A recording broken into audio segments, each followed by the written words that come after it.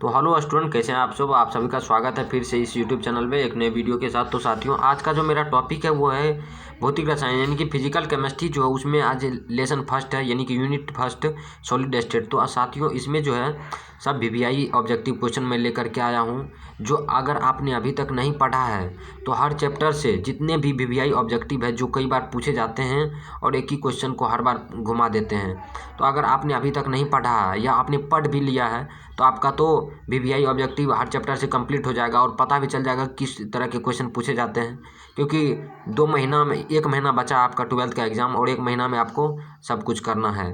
तो ज़्यादा टाइम कम टाइम में ज़्यादा करना आपका क्या होगा, बुद्धिमानी होगा। तो आज से ही नहीं, कल से मैं फिजिक्स, केमिस्ट्री और मैथ हर चैप्टर से वीवीआई क्वेश्चन मैं लेकर के आ रहा हूँ एक और इस चैनल पे। जैसे कल मैंने लिया था मैथ का, तो आज है ये केमिस्ट्री का है फर्स्ट लेसन का।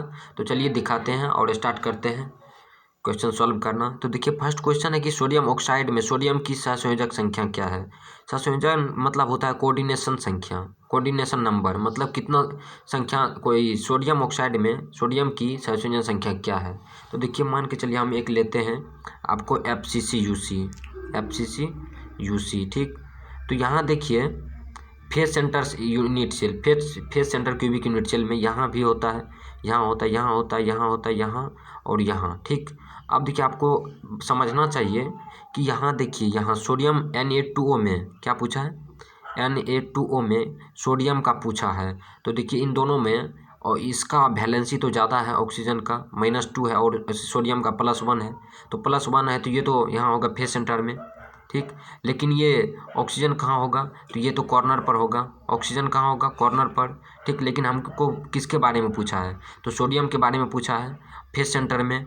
तो फेस सेंटर में देखिए कितना है फेस सेंटर, एक यहाँ है, एक यहाँ है, एक यहाँ है, एक यहाँ है और एक इसके आगे में और एक यहाँ। तो टोटल फेस सेंटर कितना हो जाएगा आपको, टोटल फेस सेंटर हो जाएगा 8। अगर फेस सेंटर 8 है तो फेस सेंटर में ही ना सोडियम है, तो वहाँ जब फेस सेंटर 8 है तो सोडियम वहाँ है, तो सोडियम की ऑक्सीडेशन नंबर कितना हो जाएगा, 8 हो जाएगा। तो इस तरह से आप कौन सा ऑप्शन मारेंगे, ऑप्शन देख लीजिए, ऑप्शन आप कौन सा दीजिएगा, तो ये सी ऑप्शन राइट हो जाएगा। फिर आपको यहाँ दे देगा कि सोडियम Na2O की जगह यहाँ दे देगा calcium oxide, Na2S, sodium sulphide का भी दे सकता है। तो आप इसी तरह से बनाएंगे, कोई दिक्कत नहीं होगा। जिसका वैलेंसी कम होगा उसको फेस सेंटर में रखिएगा और जिसका ज़्यादा होगा उसको कॉर्नर पर रखिएगा, कोई बात नहीं, कोई दिक्कत नहीं होगा। तो चलिए फिर हम सेकंड क्वेश्चन भी लेते हैं। सेकंड क्वेश्चन में क्या कहा जा रहा है, देखिए सेकंड क्वेश्चन आपके सामने है कि निम्नलिखित में से कौन अक्रिस्टलीय या अमोर्फोस ठोस है। और ये भी देखिए 2012 में पूछा गया और ये 2013 में पूछा गया था। तो निम्नलिखित में से कौन अक्रिस्टलीय, अब देखिए इसमें क्रिस्टलीय और अक्रिस्टलीय आपको समझना होगा। तो सबसे पहले आता है क्रिस्टलीय। कौन आता है, क्रिस्टलीय। क्रिस्टलीय वो होते हैं जिनके आकृति क्या हो, ज्यामितीय आकृति निश्चित होती है। हम यहाँ सिर्फ निश्चित लिखते हैं, निश्चित होती है, तो उसे क्या कहते हैं, क्रिस्टलीय ठोस कहते हैं। जैसे मान के चलिए हम लेते हैं यहाँ हीरा या ग्रेफाइट, ये सब क्या है, क्रिस्टलीय ठोस है। कैसे, मान के चलिए ये हीरा जो होता है, इनके ज्यामितीय आकृति कितने होते हैं, sp3 होते हैं, sp4 होते हैं। और ग्रेफाइट का कितना होता है, sp3 होता है। तो इनका तो टेट्राहेड्रल वॉइड बन रहा है और इनका भी बन रहा है। लेकिन अगर आप अक्रिस्टलीय लीजिएगा, अक्रिस्टलीय, तो उसमें क्या होता है, उनके ज्यामितीय आकृति क्या होते हैं, अनिश्चित होते हैं। अनिश्चित कहने का मतलब मैं बता देता हूँ ज्यामितीय आकृति। जैसे मैं एग्जाम्पल के थ्रू समझा देते हैं, जैसे नमक ले लीजिए ठीक, लोहा ले लीजिए। तो क्या इन सब का कोई टेट्राहेड्रल वॉइड बन रहा है, टेट्राहेड्रल बन रहा है, नहीं बन रहा है। तो ये सब क्या होगा, तो अक्रिस्टलीय होगा। जैसे प्लास्टिक ले लीजिए, तो प्लास्टिक का क्या कोई, आप ये सही क्या हाइब्रिडाइजेशन देखते हैं निकालते हुए, नहीं ना। तो ये प्लास्टिक क्या होगा, अक्रिस्टलीय ठोस होगा। लेकिन हीरा और ग्रेफाइट सब क्या है, वो क्रिस्टलीय ठोस है, क्रिस्टलीय ठोस ठीक। तो आप ऑप्शन से ही पता कर लीजिए। यहाँ पे देखिए क्या करें, निम्नलिखित में से कौन अक्रिस्टलीय या अमरफोस ठोस है। तो हीरा क्या है, हीरा तो आपको क्रिस्टलीय में आ जाएगा क्योंकि इनकी ज्यामितीय आकृति निश्चित होती है। और ग्रेफाइट भी तो किस में चले आएगा, क्रिस्टलीय में। लेकिन कांच क्या होता है, एक बात बता देते हैं, कांच जो होता है, आप अगर इसे शीशा लगाते हैं, कहीं मकान में बिल्डिंग में शीशा लगा रहता है और उस शीशा को अगर आप धूप में देते हैं, उस पर धूप जब जाता है तो वो गलने लगता है। तो इनका क्या ज्यामितीय आकृति निश्चित होती है? नहीं, अनिश्चित होती है। क्या होती है? अनिश्चित होती है कांच का। ठीक, सभी प्रकार के कांच क्या होते हैं? अक्रिस्टलीय ठोस होते हैं। ठीक, तो यहाँ पर कांच क्या हो जाएगा? तो कांच क्या हो जाएगा आपका? अक्रिस्टलीय ठोस। कांच क्या हो जाएगा? अक्रिस्टलीय ठोस। यही है, यही पूछा था अक्रिस्टलीय या अमरफोस ठोस कौन है, तो कौन हो जाएगा? कांच हो जाएगा आपका अक्रिस्टलीय ठोस। फिर देखिए अगला क्वेश्चन क्या कहा जा रहा है 3 नंबर में, कि निम्नलिखित में से कौन ऑक्साइड धातु की तरह विद्युतीय गुण प्रदर्शित करता है या गुण दर्शाता है? तो इसमें देखिए इनको याद ही रखना होगा कि मैग्नीशियम ऑक्साइड जो होता है वो धातु की तरह विद्युतीय गुण प्रदर्शित करता है। ये भी 2017 में पूछा गया, आप देख सकते हैं। फिर आप देखिए बेरवादार ठोस कौन है? निम्नलिखित में कौन बेरवादार ठोस है? फिर वही आ जाएगा बेरवादार और रवादार। आप देखिए सिलिकॉन ऑक्साइड, जिसे हाँ बेरवादार ठोस के बारे में हम समझाना चाह रहे थे। बेरवादार ठोस, एक होता है रवादार और एक होता है बेरवादार। तो आप यानी कि देखिए बेरवादार ठोस वो होगा जिनके एक दूसरे के साथ, यानी कि जो एक दूसरे के साथ क्या करेगा? सहसंयोजक बंधन बनाएगा। क्या बनाएगा? सहसंयोजक बंधन, सहसंयोजक बंधन बनाएगा। वो क्या होगा? बेरवादार ठोस होगा। वो क्या होगा? बेरवादार ठोस। ठीक, यह सहसंयोजक ठोस बनाएगा तो उसे हम क्या करेंगे? तो उसे हम बेरवादार ठोस कहेंगे। और इनके अणु क्या होते हैं? विशाल होते हैं, मतलब बड़ा होता है, बहुत बड़ा होता है। मतलब यहाँ ऑप्शन से ही हम पता कर लेते हैं। अब देखिए यहाँ देखिए क्या पूछा था, निम्नलिखित में से कौन बेरवादार ठोस है? तो क्या ग्रेफाइट है? ये भी है। ठीक, बेरवादार ठोस में सॉरी ग्रेफाइट नहीं होगा आपका। ग्रेफाइट क्या होगा? नहीं होगा। यानी कि यहाँ देखिए एक होता है रवादार और एक होता है बेरवादार। देखिए मैं समझा देता हूँ, रवादार और बेरवादार। ठीक, रवादार वो होता है जो क्या करता है? एक दूसरे के साथ सहसंयोजक बंधन बनाएगा, सहसंयोजन बंधन बनाएगा, सहसंयोजक बंधन बनाएगा, कोऑर्डिनेशन नंबर बनाएगा। तो वो क्या होगा? रवादार ठोस होगा। और बेरवादार होता है जो सहसंयोजक बंधन नहीं बनाएगा। मतलब जैसे यहाँ हीरा ले लीजिए, तो हीरा क्या करता है? सहसंयोजक बंधन बनाता है, यानी कि उसका हाइब्रिडेशन भी आप पता करते हैं sp3 होता है। ठीक, ग्रेफाइट भी क्या करता है? ग्रेफाइट भी सहसंयोजक बंधन बनाता है। इसका भी आप हाइब्रिडाइजेशन, इसका sp3 और इसका हो जाएगा sp2, क्योंकि एक इलेक्ट्रॉन खाली रहते हैं। sp2 होता है, यहाँ देख लीजिए ग्रेफाइट का। लेकिन इसमें अगर आप कांच की बात करते हैं तो कांच जो होता है वो क्या होता है? बेरवादार ठोस होता है। बेरवादार ठोस होता है क्योंकि ये सहसंयोजक बंधन नहीं बनाएगा। तो यहाँ देख लीजिए ऑप्शन में कौन बेरवादार ठोस है? तो ग्रेफाइट तो आपका क्या करता है? ये रवादार ठोस है। लेकिन क्वार्ज ग्लास SiO2 जो है, क्वार्ज ग्लास, ये क्या है आपका? बेरवादार ठोस है। बेरवादार ठोस है क्यों? क्योंकि ये सहसंयोजक बंधन नहीं बनाएगा। फिर अगला क्वेश्चन देखिए, अगला क्वेश्चन आपके सामने है कि निम्नलिखित में कौन अक्रिस्टलीय ठोस है? निम्नलिखित में कौन अक्रिस्टलीय ठोस है? तो आपको तब तुरंत बता ही दिए थे कि कौन कौन हो सकता है। ग्रेफाइट तो आपका क्रिस्टलीय होगा क्योंकि इनकी ज्यामितीय आकृति होती है, इनका भी ज्यामितीय आकृति होगा। और ये कांच क्या होता है? इनकी ज्यामितीय आकृति नहीं होगी, क्योंकि आप अगर कहीं बिल्डिंग में लगाते हैं तो ये तो गलने लगता है, तो ये भी नहीं होगा, सी नहीं होगा। तो ये भी देखिए 2020 में अब की बार ही पूछा गया है। तो आपसे पूछ देगा कि अक्रिस्टलीय की जगह पे यहाँ क्रिस्टलीय पूछ देगा। क्रिस्टलीय भी हम बता दिए कि जो यानी ग्रेफाइट या हीरा क्या है? क्रिस्टलीय है। दो ही देगा, यही यहाँ पर दे देगा क्रिस्टलीय कौन है, तो यहाँ आपको हीरा हटा देगा, सिर्फ ग्रेफाइट देगा, तो ग्रेफाइट में टिक कर दीजिएगा। फिर देखिए अगला क्वेश्चन 6 नंबर का आपको दिख रहा होगा, SCP एकक कोशिका में परमाणुओं की संख्या है। अब देखिए परमाणुओं की संख्या पता करने के लिए आपको एक बात याद होना चाहिए। परमाणुओं की संख्या पता करने के लिए किस में बोला है? SCP में, हेक्सागोनल क्लोज पैक्ड में। तो हेक्सागोनल का पहले फिगर बनाइए। ठीक, तो हेक्सागोनल का अगर फिगर बनाइएगा तो बनाते जाइए। चलिए मैं यहीं ले लेता हूँ, एक यहाँ, एक यहाँ, एक यहाँ। ठीक, एक यहाँ, ओ सॉरी ये बीच में आएगा, एक यहाँ और एक यहाँ। ठीक, एक यहाँ, एक यहाँ, यहाँ, यहाँ, यहाँ, यहाँ। ठीक, अब देखिए यहाँ पर कितना बन गया? ऊपर में देखिए तो ये हो गया हेक्सागोनल। कौन सा हेक्सागोनल? ये क्या है आपका? फेस सेंटर है। एक फेस सेंटर ऊपर, एक फेस सेंटर नीचे, तो कितना हो गया? 2 फेस सेंटर हो गया, 2 फेस सेंटर। ठीक, और ये क्या है आपका? ये है कॉर्नर। ये क्या है? कॉर्नर। और कॉर्नर पर इसमें कितना भाग इसमें रहता है? यानी कि कॉर्नर पर कितना भाग यहाँ पर उपस्थित रहता है कॉर्नर पर? तो कॉर्नर का 1/6 भाग ही यहाँ उपस्थित रहता है। ठीक, फिर अब ये आ गया आपका बॉडी सेंटर। बॉडी सेंटर यहाँ 3 होगा बॉडी सेंटर। तो बॉडी सेंटर में तो टोटल यही रहते हैं ना, तो टोटल कितने बॉडी सेंटर हैं? 3 बॉडी सेंटर, 3। और फेस सेंटर कितना है? 2। और फेस सेंटर का 1/2 भाग यहाँ उपस्थित रहेगा और बाकी अंदर में यहाँ पर इस जगह उपस्थित रहता है अंदर में। तो यहाँ अब क्या निकालना है हमको? तो परमाणुओं की संख्या। तो जेड बराबर लिखिएगा पहले किसका? तो पहले कॉर्नर का ले लीजिए। कॉर्नर कितना है? 1 2 3 4 5 6। 6 ऊपर में कॉर्नर और 6 नीचे में, तो 6 कितना हो गया? 6 12 कॉर्नर। और 1/6 भाग कहाँ रहेगा? कॉर्नर पर उपस्थित रहेगा, ठीक। और बाकी अंदर में। फिर प्लस कीजिएगा, फिर कौन है? Body centre. बॉडी सेंटर कितना है? 3। गुना तो कितना इसमें है? तो 3 ठो है, लेकिन 1 भाग यानी कि 1 बॉल मिला करके 1 में होगा, तो 1, ठीक। फिर प्लस में आएगा कौन? बॉडी सेंटर के बाद आपका आएगा कॉर्नर भी हो गया। अब आएगा फेस सेंटर। फेस सेंटर कितना है? तो फेस सेंटर 2 ही है। 2 गुना 1/2 भाग कहाँ रहता है? फेस सेंटर में रहता है। और बाकी 1/2 भाग यहाँ फेस सेंटर पर रहेगा और बाकी अंदर में रहेगा।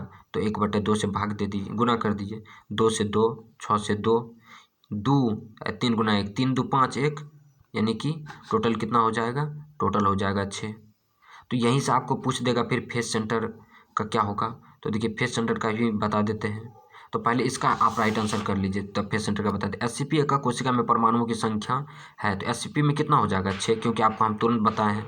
आप मान के चलिए ये 2020 में पूछा है, तो आपसे यहाँ पूछ देगा SCP की जगह यहाँ पूछ देगा आपसे, हाँ कौन सा, मान के चलिए आपको SCP छोड़ करके पूछ देगा फेस सेंटर। तो फेस सेंटर के भी बारे में बता देते हैं।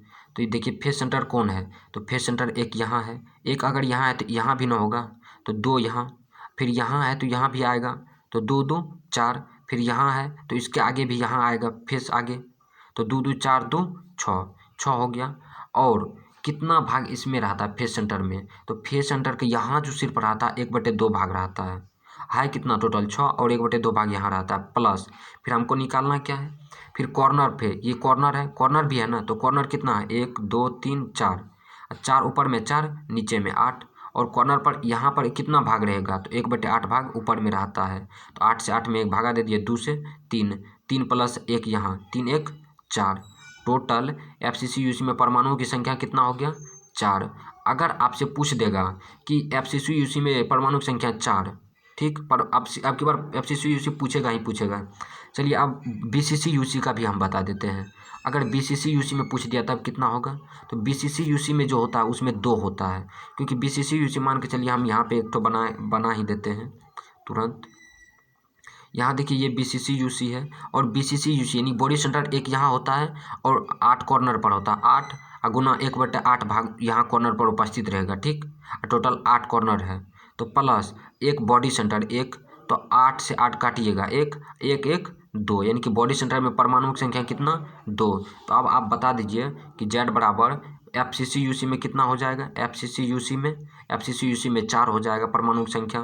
फिर BCC-UC में कितना हो जाएगा? 2। फिर आएगा आपका कौन? तो SCP। यही 3 मेन है जो पूछा जाता है। SCP में कितना हो जाएगा? 6। SCP में कितना हो जाएगा परमाणुओं की संख्या? 6। आपको यही 3 याद रखना है, एक भी नंबर नहीं कटेगा। फिर देखिए अगला क्वेश्चन क्या कहा जाता है। अगला क्वेश्चन देखिए, अगला यहाँ दिख रहा होगा कि निम्नलिखित में कौन लौह चुंबकत्व दर्शाता है। आप देखिए लौह चुंबकत्व आता है और एक आता है प्रतिलोह चुंबकीय पदार्थ। एक आता है लौह चुंबकीय और एक होता है प्रतिलोह चुंबकीय। अब देखिए लौह चुंबकीय के बारे में पहले देखिए। लौह चुंबकीय वो भी होगा, अभी 2 डिफिनेशन होता है इसका। पहले मैं एक बता देता हूँ। लौह चुंबकीय वो होता है जो मान के चलिए यहाँ आयरन है और यहाँ पर हम चुंबक लाए, चुंबक को इधर सटाए, चुंबक को सटाने के बाद इसमें चुंबक का गुण आ गया, लेकिन चुंबक को अगर हटा लेंगे तो इससे चुंबक का यानी लोहा का गुण इससे हट जाएगा नहीं, तो यही होता है लौह चुंबकीय। नहीं समझ पाए तो एक फिर हम बता देते हैं। मान के चलिए यहाँ क्रोमियम ऑक्साइड दे दिया है। क्रोमियम ऑक्साइड इसका जितना वैलेंसी है, ठीक, उतना अगर इसका भी वैलेंसी हो जाए, मतलब अगर इसमें +2 है और यहाँ भी अगर यहाँ -2 हो जाएगा, यानी कि दोनों अगर 0 हो जाएगा तो वो होगा लौह चुंबकीय, प्रतिलोह चुंबकीय पदार्थ ये हो जाएगा। अगर दोनों 0 हो गया तो वो क्या हो जाएगा? प्रतिलोह चुंबकीय पदार्थ, ठीक। लेकिन अगर 0 नहीं हुआ तब क्या होगा? लौह चुंबकीय पदार्थ।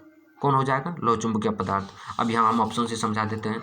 जैसे यहाँ देखिए क्रोमियम ऑक्साइड है, तो क्रोमियम का जितना वैलेंसी है, इसका पहले ऑक्सीजन का वैलेंसी देखिए -4 है यहाँ, ठीक -4 है, लेकिन क्रोमियम का यहाँ कितना हो जाएगा, जितना भी हो यहाँ से निकाल लेंगे तो यहाँ कितना हो जाएगा, यहाँ +4 है इसका, और यहाँ कितना हो जाएगा इसका 2 -4, इसका -4 है और इनका इससे ज़्यादा है, तो क्या हो जाएगा ये, तो लो चुंबकीय पदार्थ। तो क्या डिफिनेशन है कि लो चुंबकीय पदार्थ वे पदार्थ होते हैं जिनके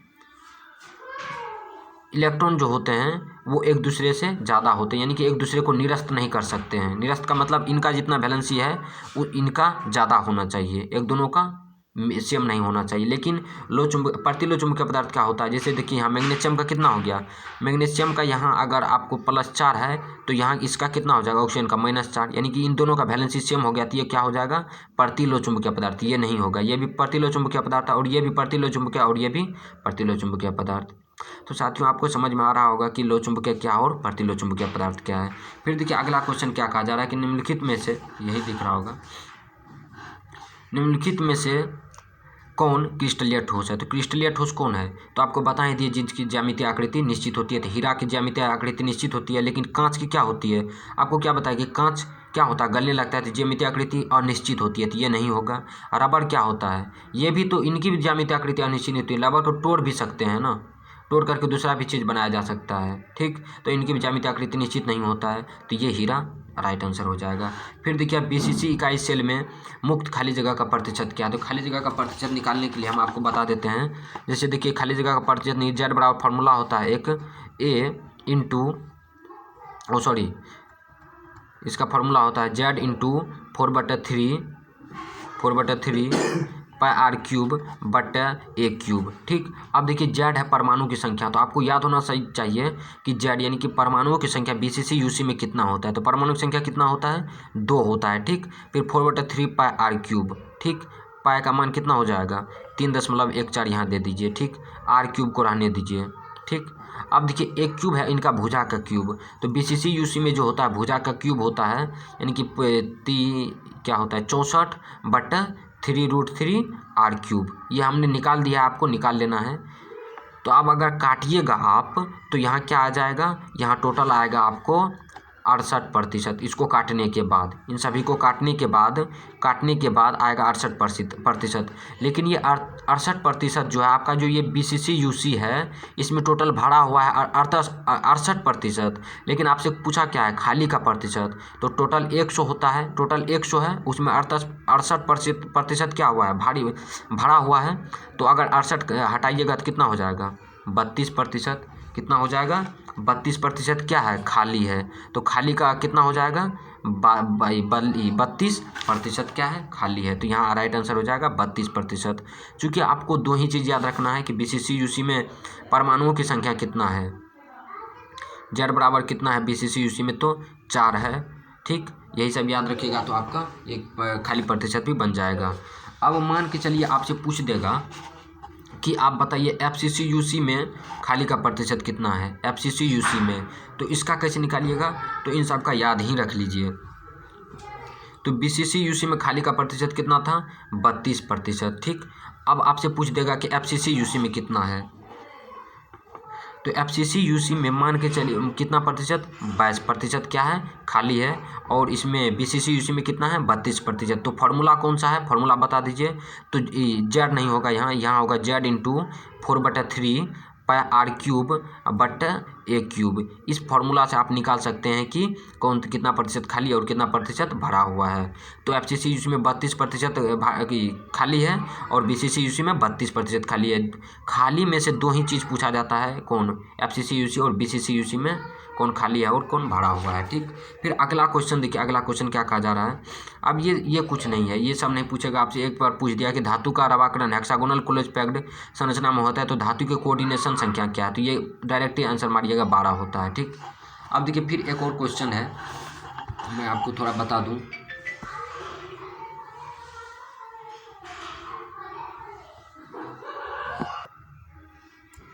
फिर देखिए आपको यहाँ दिख रहा होगा कि किस दोष को विस्थापन दोष भी कहते हैं। ये तो वेरी इंपॉर्टेंट है, VVI है कि किस दोष को विस्थापन दोष भी कहते हैं।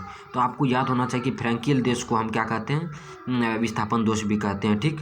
फिर अगला क्वेश्चन देखिए, आपको यहाँ दिख रहा होगा फ्रैंकेल दोष किस में होता है, यानी कि फ्रैंकेल दोष जो होता है वो किस में होता है, तो वो आपका होगा सिल्वर ब्रोमाइड में क्या होता है, फ्रैंकेल दोष होता है। ठीक, अब होता है निम्न में से कौन किस में फ्रैंकेल तथा शॉटकी दोष दोनों होता है। ये तो VBI है कि सिल्वर ब्रोमाइड में फ्रैंकेल तथा शॉटकी दोष दोनों होता है। ठीक, फिर आता है निम्नलिखित में कौन अनुचुंबकीय पदार्थ है। हर साल एक क्वेश्चन आपको पूछ ही देता है अनुचुंबकीय और चुंबकीय पदार्थ से।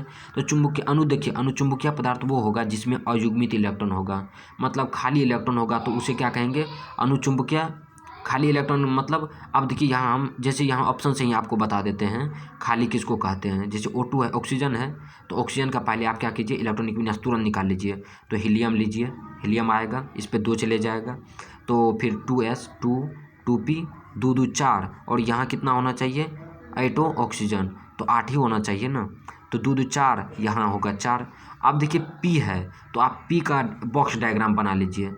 P में कितना बॉक्स डायग्राम बनता है, 3, तो P पे कितना होना चाहिए, 4 ही होना चाहिए, 1 2 3, और एक यहाँ 4, एक यहाँ 4 पुट गया। लेकिन 2 डिब्बा तो इनका खाली रह गया, क्योंकि एक में दो इलेक्ट्रॉन आते हैं, लेकिन इसमें तो एक ही है, इसमें भी एक ही है। तो इसमें अगर खाली इलेक्ट्रॉन बच जाएगा जिसमें, वो हो जाएगा अनुचुंबकीय पदार्थ, और जिसमें खाली डायग्राम नहीं बचेगा वो होगा चुंबकीय पदार्थ। जैसे O2+ का ले लीजिए, O2+ का मतलब क्या होता है, O2+ मतलब जैसे O2 का होता है वैलेंसी कितना, ये परमाणु संख्या 8, तो 8 अगर प्लस आ गया तो एक हट जाएगा, तो कितना हो जाएगा, 7 हो जाएगा। ठीक, कितना हो जाएगा, 7 हो जाएगा। ठीक, तो आप 7 दे दीजिए, कितना दीजिएगा, 7 O2+ का। ओ सॉरी, O2+ भी है इसमें, O2+ भी, इसमें भी खाली इलेक्ट्रॉन है। O2+ भी क्या है, आपको अनुचुंबकीय पदार्थ है। क्या बताए, जिसमें खाली इलेक्ट्रॉन होगा वो भी क्या होगा, अनुचुंबकीय पदार्थ। जैसे O2+ का भी निकाल लेते हैं, 7 है, तो इसमें भी क्या आएगा, हीलियम को लेंगे। ठीक, तो इसमें भी 2s2 और 2p, इस पर 3 आएगा, ये 2 ले लिया, 2 2 4 3 7, तो इसका भी बॉक्स डायग्राम बनाइएगा तो कितना होगा, 3 आएगा।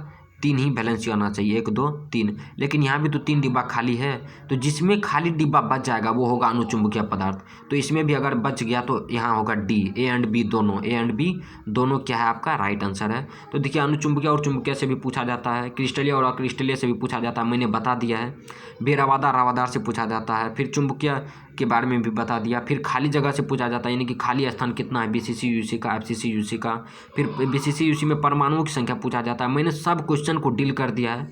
तो आप सभी के अगर मैथ में भी ऐसा हर चैप्टर वाइज चाहते हैं तो आपको प्लेलिस्ट बना दिया है, उस यह वीडियो डिस्क्रिप्शन में मिल जाएगा, आप लोग जा करके देख लेंगे, एक भी नंबर आपका नहीं छूटेगा, और चैप्टर वाइज इस चैनल से कराया जा रहा है। तो आज के लिए इतना ही। God bless you all, take care.